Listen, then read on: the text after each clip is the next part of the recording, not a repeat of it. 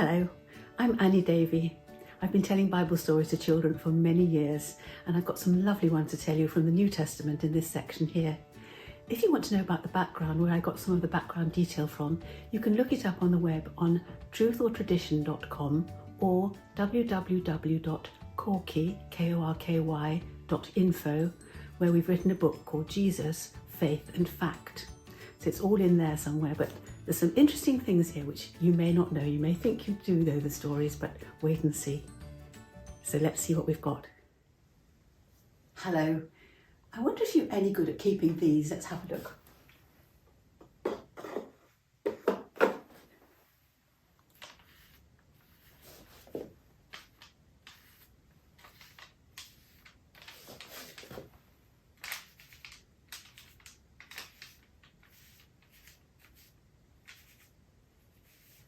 Can you read that with me?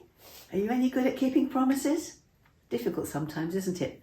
Recently I was reading a story to my granddaughter just before she went to bed, and we were reading a story about Charlie and Lola. I expect you remember those. And Charlie wanted to play football with his friend Marv, but Marv had got a dog with him, his dog Sizzles, and Lola and her friend Lotta were longing to look after the dog.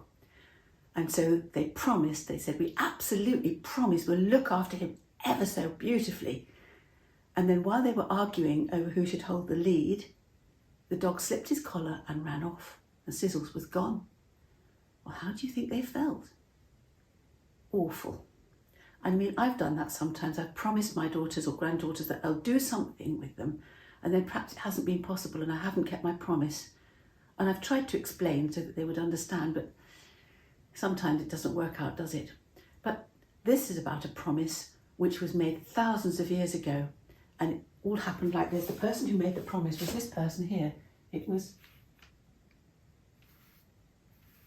can you read those big letters? It was God.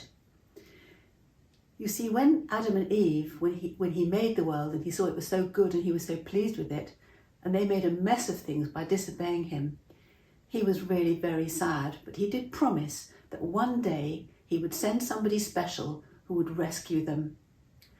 And so they waited and they waited and they waited. They were always looking forward to this special person coming. And one day, a young woman had a big shock.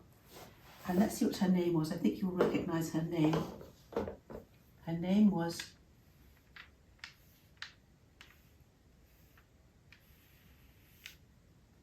Mary. She was just a young girl, very ordinary girl. And suddenly one day, what happened? Let's see what's here.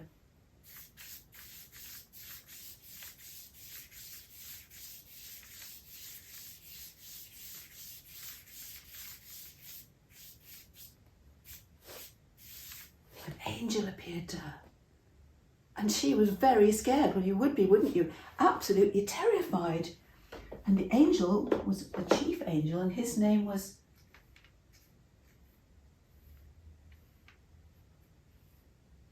Angel Gabriel. And he said, don't be afraid, Mary. It's all right. You're a very special girl. She didn't feel special at all. And he said, God has got a job for you to do.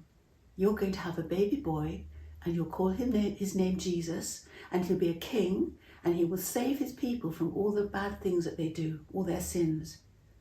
Oh, Mary said, but I'm not very special. How can this happen? Because I'm not even married yet.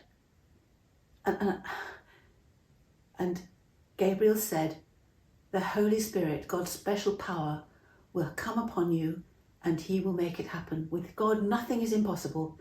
He said, even your cousin Elizabeth, who's an old lady now, she's about to have her first baby. So just trust and believe and don't be afraid. And then the angel went away. And Mary thought, oh my goodness, how is that going to be happening? But she said, well, Lord, I'm your servant. And I'm willing, if that's what you want, I'm willing for that to happen. Which is quite a promise, wasn't it? And so the person that she was promised was this person here she was going to have.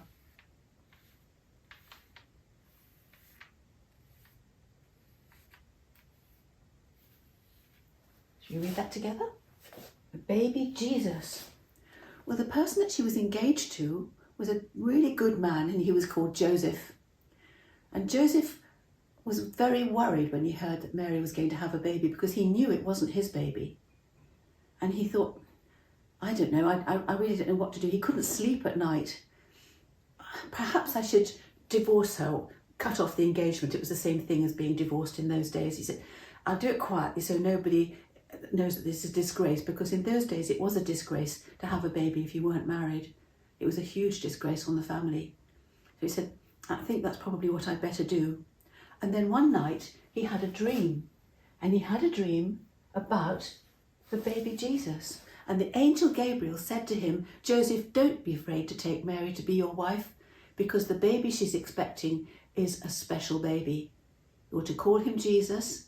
He'll be a king. He'll save his people from the wrong things that they do, and he will be known as the Son of God. Wow. That's quite a tall order, wasn't it? But Joseph was so shaken by that dream that he did what he was told, and he married Mary.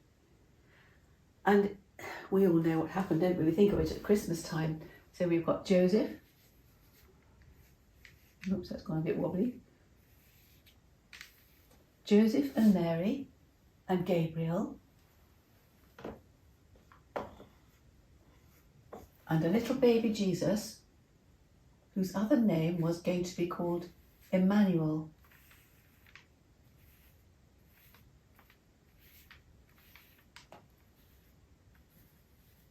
Which means God with us. I'll write Emmanuel up there as well so that you can be reminded about that.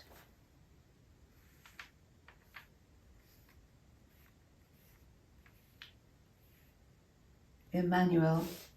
And so in due time, what we celebrate at Christmas about the birth of the baby Jesus happened, and it came true, because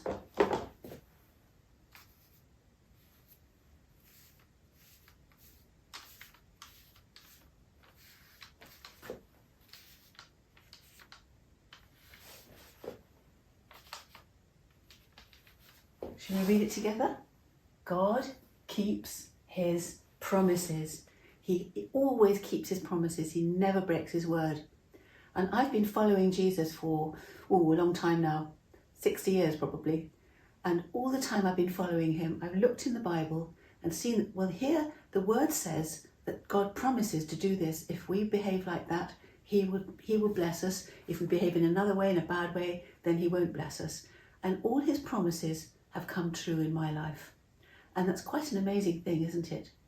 So try and remember at Christmas time that that's what happened before baby Jesus was born.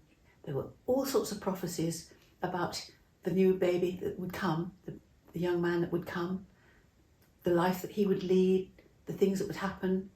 Hundreds of prophecies about Jesus. In fact, we've got more information and proof of the existence of Jesus than we have about Julius Caesar. And one day you will learn about Julius Caesar and the Romans at school, I expect. But we've got more information about Jesus than we have about him, which is wonderful, absolutely wonderful. And if you want to know more about him, you can always read about it in the book of Luke, who was a doctor, and in the book of Matthew. They're called the Gospels: Matthew, Mark, Luke and John, at the beginning of the New Testament of the Bible. So I think that's a brilliant story to think about before Christmas. That time in the church is known as Advent. It means the coming, when we look forward to the coming of the baby Jesus.